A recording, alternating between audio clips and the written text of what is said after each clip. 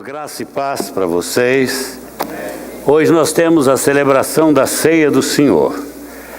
Como a ceia é um culto muito especial, sempre nós fazemos a ceia desta igreja girar em torno dela mesma, né? E de assuntos concernentes a ela. E nós vamos nesta noite abrir em 1 aos Coríntios. Este texto é um dos textos mais ricos da Bíblia no que concerne a celebração da Ceia do Senhor. O modo de celebrá-la e como celebrar da ceia, como participar da celebração. Hoje nós vamos abrir esta carta de Coríntios no capítulo 11, do verso 17 até o verso de número 34. Vamos ler esse texto aos vossos corações, mas primeiro vamos orar. Senhor, nesta noite nós queremos nos colocar perante o Teu trono, diante da Tua face, porque nós estamos, Senhor, para celebrar a ceia do Senhor, que nos faz voltar ou rememorar a morte do nosso Senhor e Salvador Jesus Cristo por nós na cruz. Aquilo que aconteceu no processo da celebração da ceia até a sua ascensão, Senhor. Nesta noite queremos que Tu nos dirijas e que Tu te reveles a nós. Que nós tenhamos uma clara revelação da palavra e entendimento da palavra naquilo que diz respeito à ceia do Senhor. Em nome de Jesus. Amém. Amados irmãos, a ceia tem sido um assunto tratado durante séculos. Na Reforma houve muito debate sobre a ceia, e mesmo assim, a ceia celebrada em muitas igrejas evangélicas não tem muito a ver com a palavra. Às vezes estão fora do contexto da ceia, no que concerne a própria celebração, o modo de celebrar. Mas o apóstolo Paulo, ele estava muito preocupado com este assunto, no que concerne ao que estava acontecendo na igreja de Coríntios. Os corintianos estavam celebrando uma ceia que não era cristã, e eles pensavam que era. O que havia de errado na celebração da ceia pelos corintianos? Não tem nada a ver com o time aqui de São Paulo, tá, gente? E então, como os corintianos de São Paulo praticam excessos, os da igreja lá de Coríntios também estavam praticando excessos no modo de celebrar a ceia. E Paulo teve notícias do que estava acontecendo lá. Lá a coisa era tão séria que alguns morreram em consequência dos erros que aconteciam no ato de celebrar a ceia. E então Paulo, neste capítulo 11 de 1 Coríntios, ele escreve para corrigir os coríntios a respeito que eles estavam praticando, que não era a ceia. E vocês vão ver isso na medida que lermos o texto. Nisto, porém, que vos prescrevo, não vos louvo, porquanto vos ajuntais não para melhor, e sim para pior.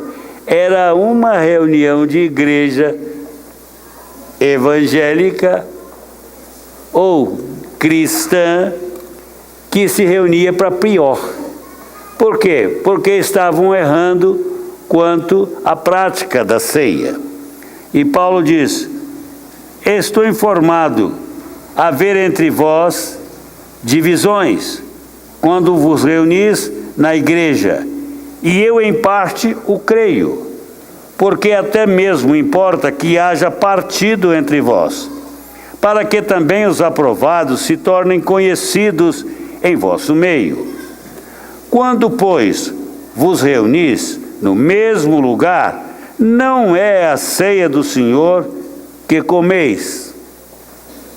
Porque, ao comerdes, cada um toma antecipadamente a sua própria ceia, e há quem tenha fome, ao passo que há também quem se embriague. Então, excesso de comida, falta de comida, excesso de bebida e embriagados. Vocês já pensaram, crentes embriagados na ceia? Não tendes, porventura, casas onde comer e beber? Ou menosprezais a igreja de Deus? E envergonhais os que não têm nada, os que não têm o que comer? Que vos direi? Louvar-vos-ei? Nisto certamente não vos louvo, porque eu recebi do Senhor Jesus, o que também vos entreguei, que o Senhor Jesus, na noite em que foi traído, tomou o pão, e tendo dado graças por ele, o partiu e disse: isto é o meu corpo que é dado por vós, fazei isto em memória de mim. Por semelhante modo, depois de haver ceado, tomou também o cálice, dizendo: este cálice é a nova aliança no meu sangue. Fazei isto todas as vezes que beberdes, em memória de mim, porque todas as vezes que comerdes este pão e beberdes o cálice, anunciais a morte do Senhor até que ele venha. Por isso, aquele que comer o pão ou beber o cálice do Senhor indignamente será réu do corpo e do sangue do Senhor. Examine-se, pois, o homem a si mesmo, e assim coma do pão e beba do cálice. Pois quem come e bebe sem discernir o corpo, como come e bebe juízo para si.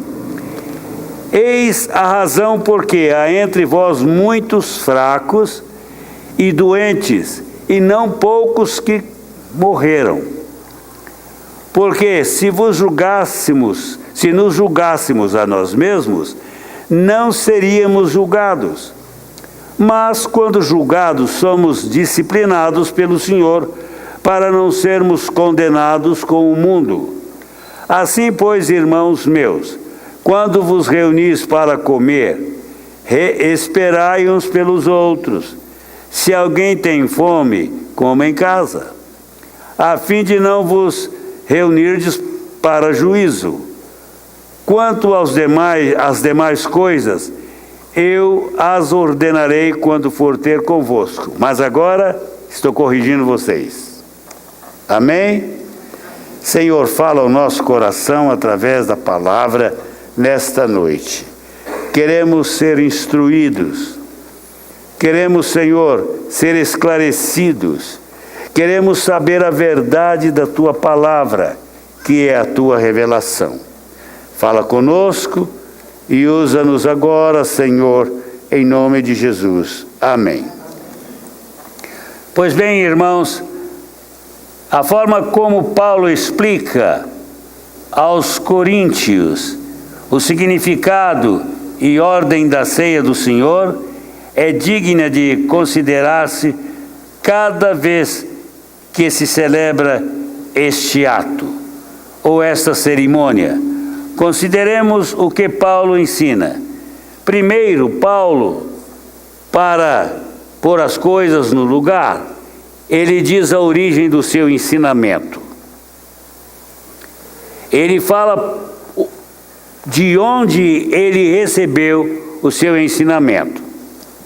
Os demais apóstolos receberam o ensinamento sobre a ceia diretamente do Senhor, face a face. Mas Paulo recebeu a instrução do Senhor por meio de revelação. E ele agora diz que recebeu do Senhor, é o que está no verso 23. Eu recebi do Senhor o que também vos entreguei. Eu não ensinei uma doutrina pessoal a vocês quando instruí a igreja, quando a organizei, quando a comecei. Eu ensinei palavras do Senhor, porque eu recebi isso do Senhor. Ele falou comigo como celebrar e por que celebrar. E então, eu estou falando a vocês a verdade de Deus para a instrução. Estou instruindo vocês diretamente da parte do Senhor, no que diz respeito à celebração da ceia. É interessante que quando Paulo ensinou para os Gálatas, ele diz que ele recebeu do Senhor o evangelho que ele pregou para eles. O evangelho é a verdade. Mas agora aos Coríntios diz, a ceia que eu estou ensinando sobre ela a vocês é a ceia do Senhor, e o que eu ensino eu recebi de Deus. Então nós temos aqui palavras vindas do Senhor Jesus Cristo. O Senhor Jesus Cristo explicou para Paulo, isso através de revelação. Ele revelou para Paulo como deveria ser celebrado a ceia, por que celebrar a ceia e o significado da ceia. Então eu ensinei da parte do Senhor. Agora ele diz, na noite em que o Senhor foi traído, ele agora está falando que na noite que o Senhor, na celebração, foi traído, celebração da Páscoa, ele celebrou a ceia com os seus apóstolos. E é interessante que os elementos da ceia foram aqueles elementos tirados da Páscoa judaica. E cada elemento daquele era importante. Diz que o Senhor pegou o cálice da bênção e o pão de Isaque. Mas é interessante, irmãos, que ele pega aquele cálice, pega o pão, e então ele, naquela noite, oferece estes elementos ao Senhor. E quando ele vai celebrar, primeiro ele toma o pão, que alguns dizem ser o pão de Isaque, o pão do sacrifício, não é? E ele toma um pão, e ele agradece pelo pão, e o parte e o dá aos discípulos. Ele não saiu dando um a um, ele partiu o pão e deu. Ele estava no meio da mesa e ele deu para um lado e para o outro, e eles repartiram aquele pão. Não era este pão que nós temos. O pão judaico era um pão achatado, né? Similar a esse pão árabe que vocês compram. Era a mesma coisa, ele o parte ao meio e o dá aos discípulos. Mas aquele pão, como era o da Páscoa, ele não tinha o fermento. Mas não é, a ausência do fermento não tinha nada a ver com aquele momento. Era o pão que estava na mesa que ele usou. E então, meus amados, ele diz que ele partiu o pão. E agora ele está, ao partir o pão, cumprindo uma profecia. Que profecia? Abram as suas Bíblias em Isaías 53, verso 5. Isaías 53, verso 5. Olha bem a profecia que ele usa no partir do pão. Isaías 53, 5, o profeta diz assim: mas ele foi traspassado pela nossa transgressão e moído pelas nossas iniquidades, o castigo que nos traz paz estava sobre ele, e pelas suas pisaduras fomos sarados. Então agora ele está cumprindo esta profecia ao partir do pão. Ele lê Isaías 50, ele repete Isaías 53, 5. E diz o texto: mas ele foi ferido por nossas rebeliões, por nosso pecado, e moído pelos nossos pecados e transgressões. E também João Batista predisse os sofrimentos de Cristo. E agora, quando ele dá o pão, ele está cumprindo também a predição de João. Então o pão é símbolo do corpo de Jesus. Mas é interessante observarmos isto, porque algumas teologias afirmam que ou o pão é consubstanciado ou transubstanciado, mas não é nenhuma coisa nem outra. É apenas um símbolo. E a ceia é uma memória da morte de Cristo. O corpo é um símbolo e Jesus estava vivo ali, ao lado dos apóstolos. Então, ele está celebrando e dando pão como um símbolo do seu corpo que iria ser entregue dali a pouco tempo na cruz. Ainda o corpo não tinha sido partido lá na cruz. Ele ia ser. E os discípulos entenderam isso. O pedaço de pão que receberam não foi transformado em corpo de Cristo. Também não foi consubstanciado. Usaram a filosofia platônica para explicar a transubstanciação, mas não foi isso que aconteceu. Ali era o símbolo real. É interessante, ele vinha saindo da Páscoa, e a Páscoa era um projeto para o futuro. E agora aquele futuro projetado na Páscoa, a morte do Cordeiro de Deus, que era a profecia da Páscoa, agora ela se fixa em Jesus. E então ele toma o pão e o dá como símbolo do seu corpo. E a igreja de Corinto estava pecando por quê? Porque ela celebrava uma ceia, mas não era ceia. Por quê? Porque ela não tinha nenhuma característica de ceia. Era uma comilança da igreja. E é interessante que aquela igreja estava dividida. E o que acontecia? Havia os grupos. Vamos pegar aqui alguém como ilustração. Lá está o Daniel, ali era o grupo do Daniel, ali atrás está o grupo do Laércio, e aqui está o grupo do Fábio, e ali atrás está o grupo, quem está lá? O grupo do Valber. Cada grupo tinha o seu lugar, e tinha a sua comida, e tinha a sua bebida. E alguns levavam muita bebida, muito vinho, de forma que eles começavam mais cedo, comiam desencontrado. Não era um momento de comunhão, não havia comunhão na celebração, cada um recebia e comia, não havia ordem, havia desordem. E havia, alguém com um quartinho de porco lá, outro com muito pão, sanduíche à vontade, mas havia quem não tinha o que comer, Daniel. O grupo do Daniel era o grupo pobre, não tinha pão. Então celebrava com vento. Não distribuíam quantitativamente a ceia de maneira certa, como nós fazemos.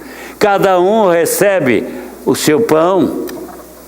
O vinho, bebiam à vontade, havia alguns que se embriagavam. E bebiam tanto e comiam tanto que havia indigestão e morriam. E Paulo disse: vocês não estão celebrando a ceia. Vocês estão fazendo tudo menos celebração de ceia. Vocês estão fazendo uma extravagância, um banquete alienado e dizem que isso é ceia. Vocês estão errados, porque tem que haver comunhão. Tem que haver uma celebração ligada ao Senhor. Tem que haver uma memória do Senhor. Vocês terão que se fixar neste fato. Parem com o que vocês estão fazendo. Vocês estão alimentando as divisões de vocês, os prazeres de vocês. E a ceia não é para alimentar prazer. Também não é para satisfazer curiosidade. Também não é para ser distribuída de qualquer maneira. A ceia deve ser celebrada por gente que tem compromisso com Cristo, que conhece Cristo, que conhece da morte dele, que sabe o que está fazendo, sabe o que está acontecendo. Às vezes as mães, para consolar os filhos, pegam um pedacinho de pão e dão para o filho errado. Não faça isso. Deixa o filho, se ele está chorando, deixa chorar. A ceia não é um pouquinho para acalentar o menino. Estamos celebrando o quê? A ceia é memorial de quê? Da morte do Senhor Jesus Cristo por nós. Nós temos que estar centrados no Calvário. Temos que estar centrados no seu sacrifício, no significado da sua morte. O que foi a morte de Cristo? Por que Cristo morreu? Isso é que nós devemos pensar. Se ele morreu no seu lugar, aquela foi uma morte vicária.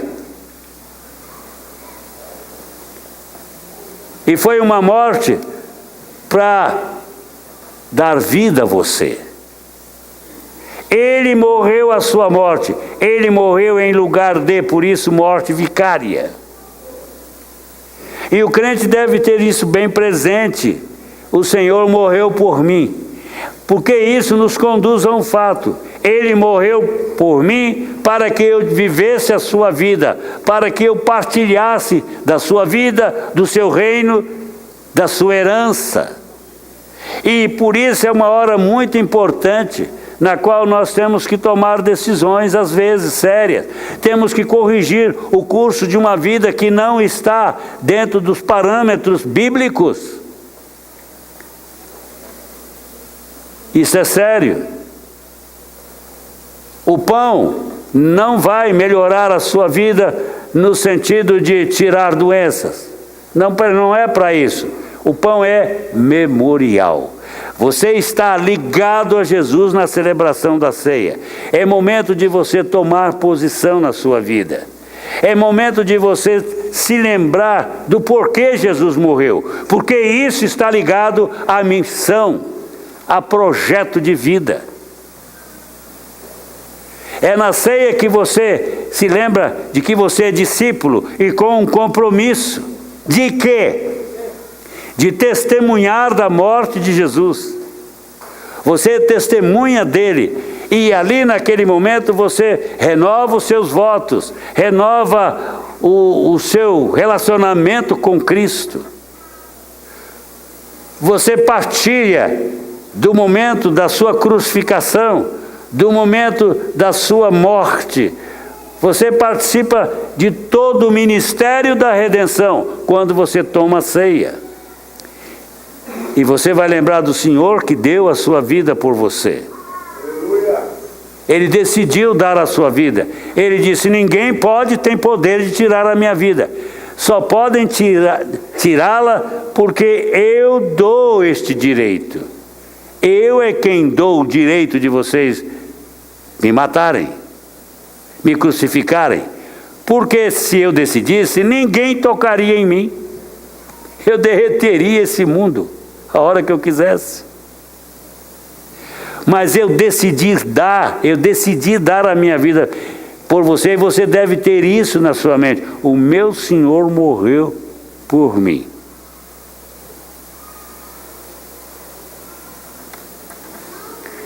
E isso significa que eu vivo porque Ele morreu por mim. Mas eu vivo porque Ele vive.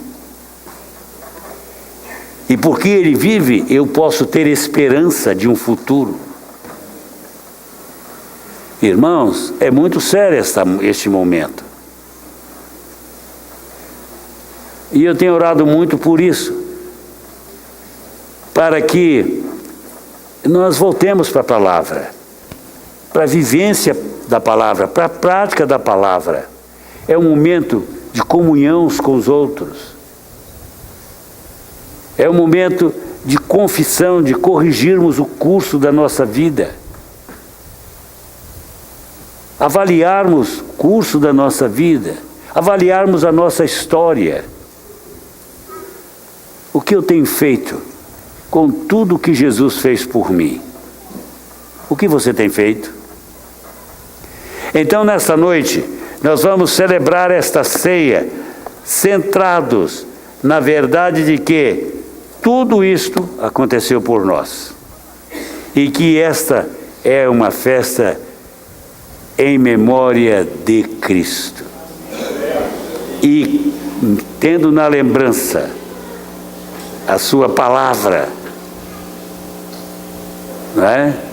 Que essa ceia deve ser celebrada enquanto o arrebatamento da igreja não acontece, e que nesta comemoração nós estaremos lembrando da sua morte e lembrando de que nós temos de anunciar a sua morte até que ele, mas ele vem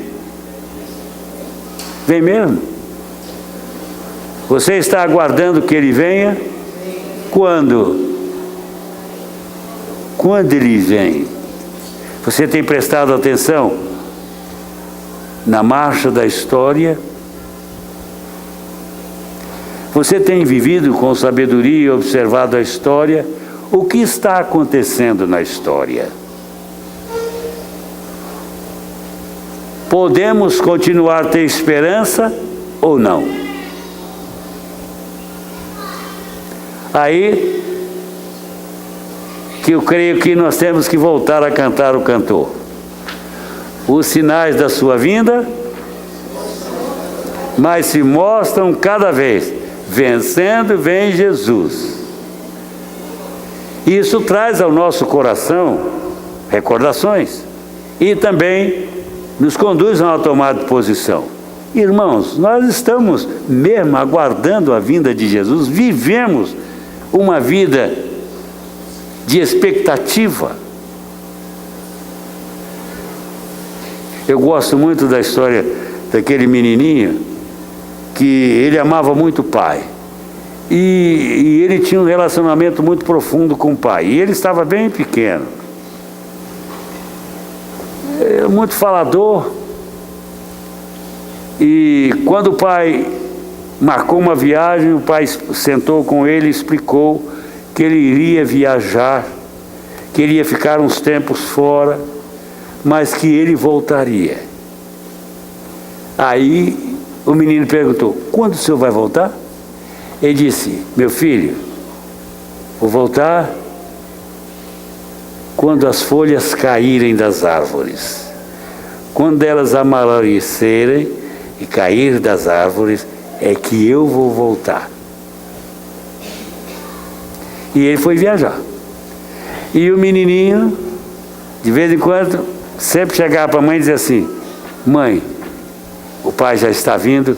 Ela disse: ele não disse a você que ele vai voltar quando as folhas caírem? Em que estação as folhas caem? Ah, no outono.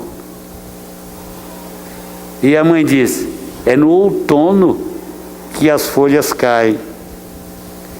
E um dia ela estava lá fazendo os afazeres de casa e ele brincando lá fora. De repente ele veio lá do quintal correndo com uma folhinha na mão amarela. E ele disse: mãe, o pai está voltando. Ela disse: ainda não. Não é uma folhinha. Essa folhinha envelheceu e caiu. Mas é quando caem muitas folhas amarelas. E um belo dia ele entrou com um bolo de folhas na mão e disse: agora é outono, meu pai está voltando. Ele aguardava. E nós? Quando olhamos para o que está acontecendo no mundo, isso é assim mesmo, não vai acontecer nada, o mundo é assim mesmo, mas está acontecendo algo no mundo. As nações estão em confusão. todas as nações da terra. Não tem ninguém bem. O Brasil está muito mal, mas o mundo está mal. O mundo não tem governo. Vocês já pensaram o que está acontecendo no Brasil? E no mundo, a mesma coisa. Estados Unidos é uma loucura. Rússia é uma loucura. Europeus, uma loucura. O mundo está numa louca. O mundo está mostrando que Jesus está voltando. E uma coisa, vocês sabiam que no Oriente Médio, entre os muçulmanos está havendo conversões, mas porque Jesus está aparecendo para eles. E Ele está declarando a cada momento que Ele está voltando. E eu creio que Ele está voltando. Vamos lembrar disso enquanto participamos dessa ceia nessa noite. O meu Senhor está voltando. E aí você vai orar: Senhor, conserta a minha vida para que eu te espere. Coloca expectativa. Coloca um cristianismo expectativo em mim, que me provoque a uma espera urgente, Senhor. Eu estou aguardando. Às vezes eu penso que eu não vou ser comido por minhocas. Vou aguardar o meu Senhor até que Ele venha. Com essa expectativa no coração, vamos celebrar a ceia agora.